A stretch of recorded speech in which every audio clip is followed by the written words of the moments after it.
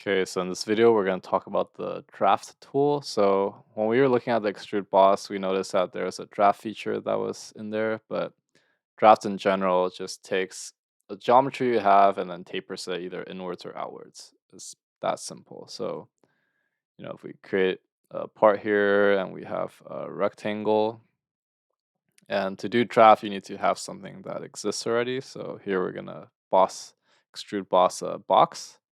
And then you could click draft, and you can see here you would click some plane, and then this here is going to be some edge. So if I click this, draft face, okay, so you can see if I add the angle,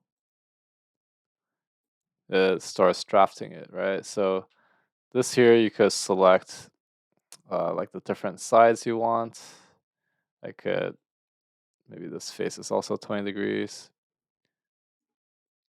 So you can see here, unlike the previous one, you could select the specific faces you want to draft.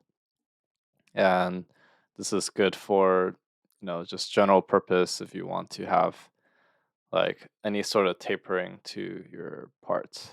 Okay.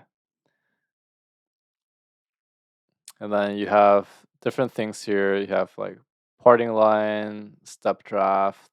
These are just like special configurations I could do for more complicated ones. But in this video, we'll just go over the most basic one, the neutral draft, and that should get you started for using a draft tool. Okay, but sometimes if you want to draft the whole thing, you could go ahead and do it when you do the extrude boss. That's like another way.